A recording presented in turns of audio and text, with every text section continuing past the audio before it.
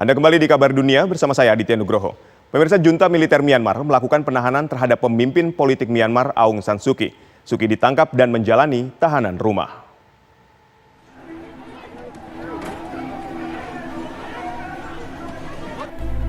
Media Myanmar melaporkan kudeta militer terhadap sejumlah pemimpin politik terjadi di Myanmar termasuk penahanan Aung San Suu Kyi. Junta militer Myanmar menangkap Suu Kyi dan menahannya di bawah aturan tahanan rumah. Seluruh akses komunikasi di Nay Pyi Taw telah terputus sehingga pihak partai NLD tidak bisa dihubungi. Pada pemilu November, partai NLD menang telak setelah mereka menguasai pemerintahan 5 tahun sebelumnya. Partai pendukung pemerintah meraih 396 kursi dari 476 kursi parlemen. Sementara sayap militer, Partai Pembangunan dan Partai Solidaritas Serikat hanya mendapatkan 33 kursi. Penangkapan Suu Kyi terjadi hanya beberapa jam sebelum parlemen memulai sidang setelah pemilu November. Bahkan seorang anggota parlemen di Myanmar terlihat melakukan siaran live melalui Facebook saat ditangkap oleh militer Myanmar. Saat itu, Papahan, anggota parlemen regional dari Pang Taung Township di Pai Ai, terlihat dikawal di rumahnya oleh anggota militer. Suaminya Yelin Naing, yang juga anggota parlemen dari wilayah Bago, sempat bertanya kepada militer apa alasan menangkap istrinya dan mempertanyakan surat perintah penangkapan.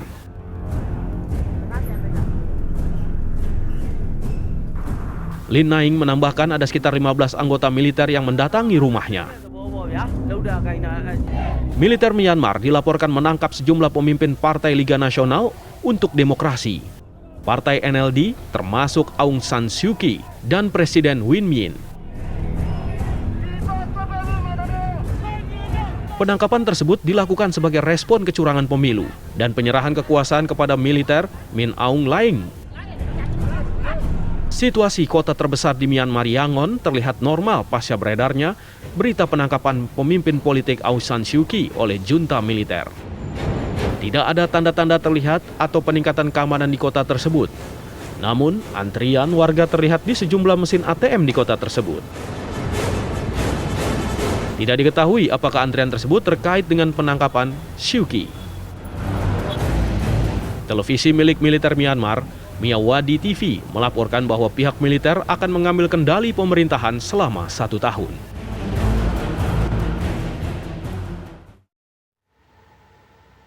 Untuk mengetahui situasi politik di Myanmar setelah kudeta militer terhadap pemerintah Myanmar, kita sudah terhubung dengan Bapak Ito Sumardi yang merupakan Duta Besar Myanmar tahun 2013 sampai 2018. Baik Pak Ito, apakah Anda mendapatkan informasi bagaimana kondisi terkini sekarang di Myanmar setelah dilakukan kudeta oleh militer? Ya, terima kasih Mas Aditya. Saya kebetulan tadi bicara lama dengan Bapak Duta Besar Indonesia untuk Myanmar, Pak Iza Badri, dan juga beberapa teman-teman dari diaspora.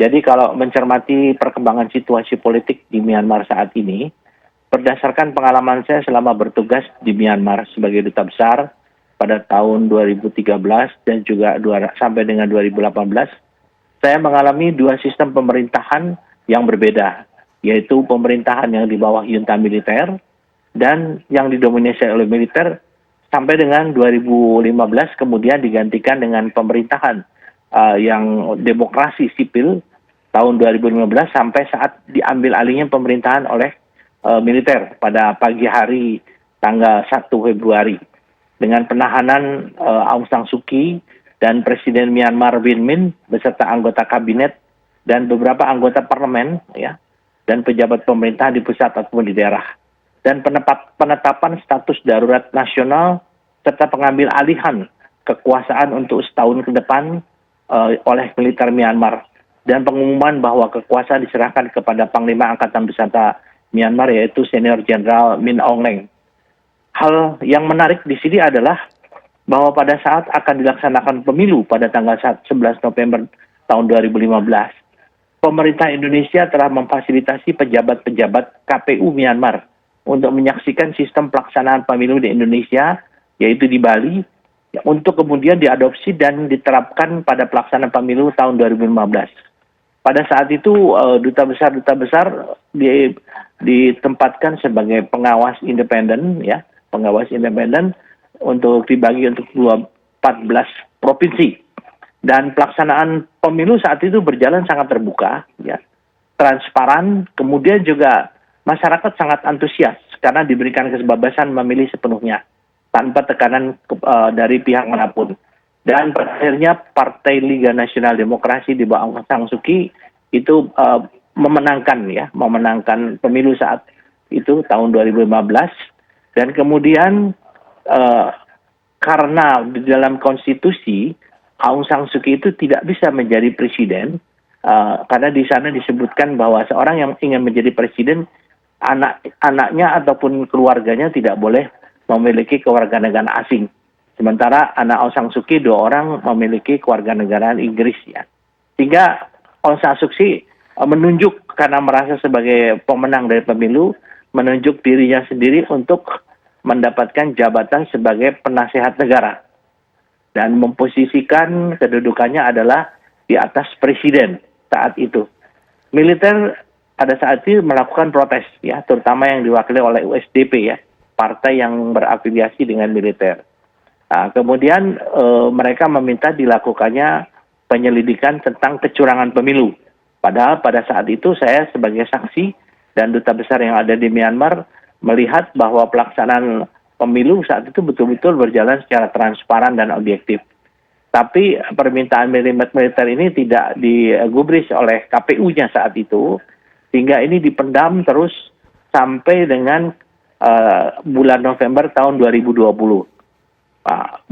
Bulan November tahun 2020 kemudian dilakukan kembali pemilihan umum dan dimenangkan oleh NLD, ya, Liga Nasional untuk Demokrasi dipimpin Aung San Suu Kyi. Tetapi saat ini pemilu di sana adalah berbeda. Karena penunjukan anggota KPU itu adalah dilakukan oleh pemerintah. Dan juga ada semacam penghapusan hak untuk memilih di daerah-daerah yang memiliki etnis minoritas. Sehingga ini menimbulkan protes dari beberapa etnis dan kemudian dijadikan dasar bagi militer sesuai dengan konstitusi yang dibuat tahun 2008 oleh junta militer untuk menetapkan keadaan darurat melalui Dewan Keamanan Nasional. Dewan Keamanan Nasional ini terdiri daripada 11 anggotanya termasuk presiden.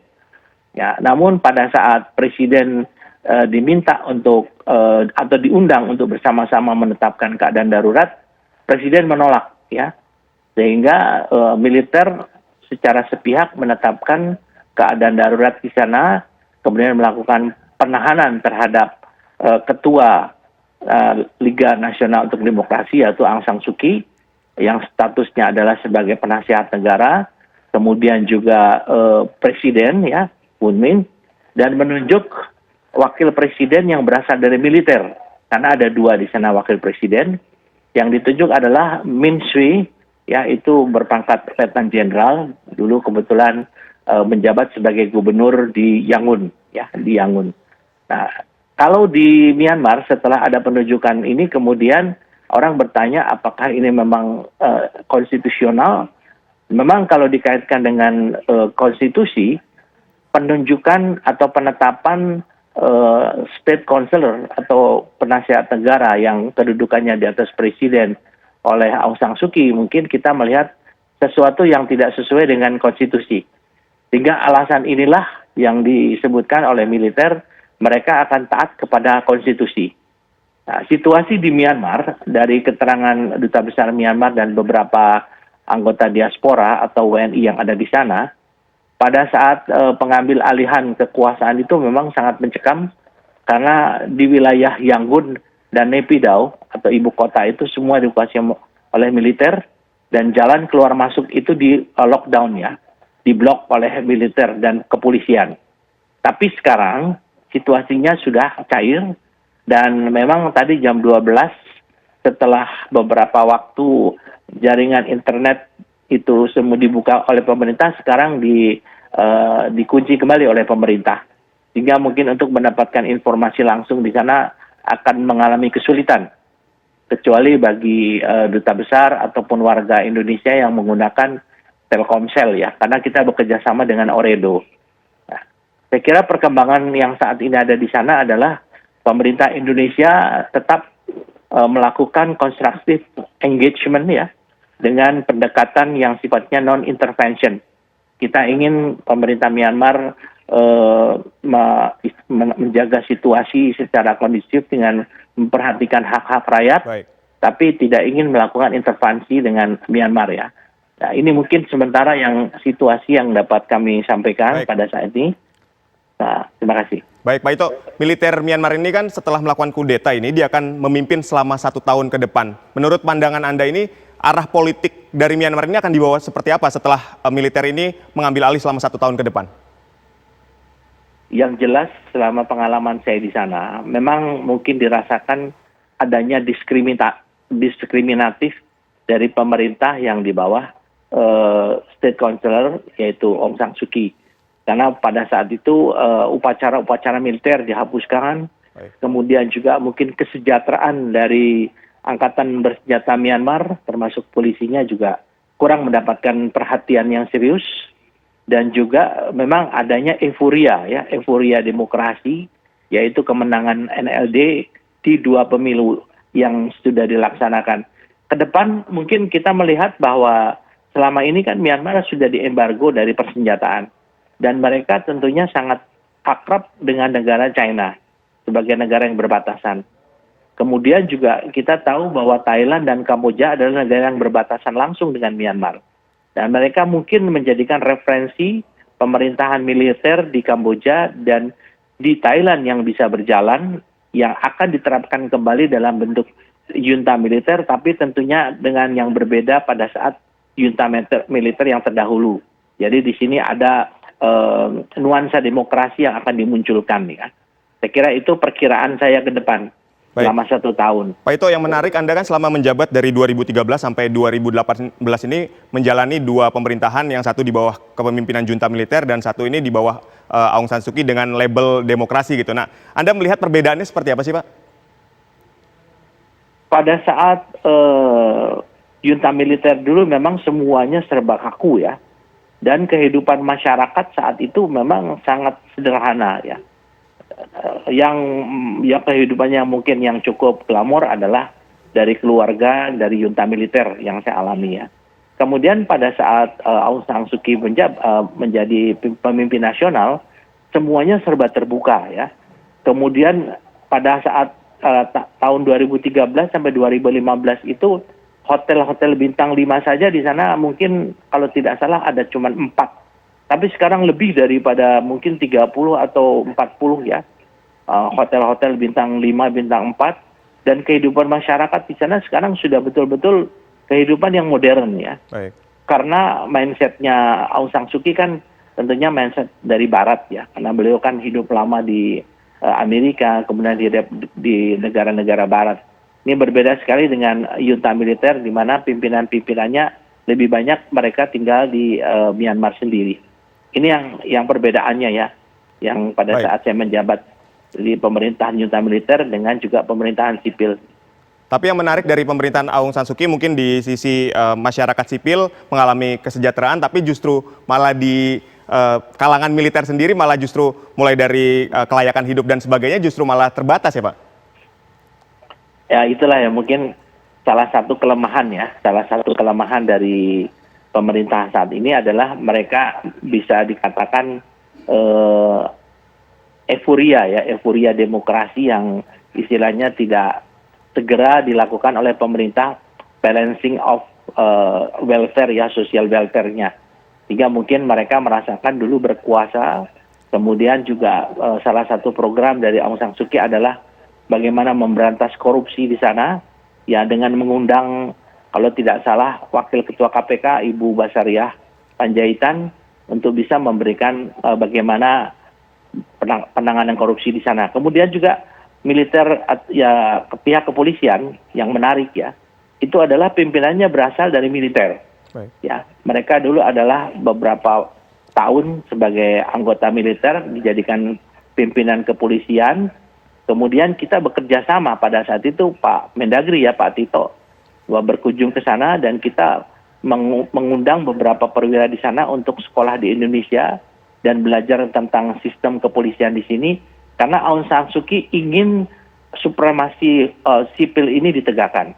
Tinggal fungsi kepolisian dikedepankan di sana. Nah ini mungkin yang membuat tidak nyaman daripada rezim militer untuk kembali berkuasa. Dan ini yang kejadian saat ini, kita melihat saja ke depan selama setahun bagaimana reaksi dunia, Baik. terutama reaksi negara barat, negara Amerika dan juga negara OKI dan juga negara ASEAN. Dan Baik. tetap Indonesia harus menganggap Myanmar adalah bagian daripada brother country ya. Jadi negara sahabat yang merupakan bagian daripada negara ASEAN. Mungkin ini yang kita perlu melihat untuk menetapkan kebijakan pemerintah Indonesia dalam situasi yang di Myanmar saat ini. Baik, kami sudah mendapatkan poinnya. Terima kasih banyak Pak Ito Sumardi, Duta Besar Myanmar tahun 2013 sampai 2018 dan tetap jaga kesehatan Anda Pak Ito dalam kondisi pandemi seperti saat ini Pak. Terima kasih Mas Aditya. Assalamualaikum warahmatullahi wabarakatuh. Waalaikumsalam warahmatullahi wabarakatuh.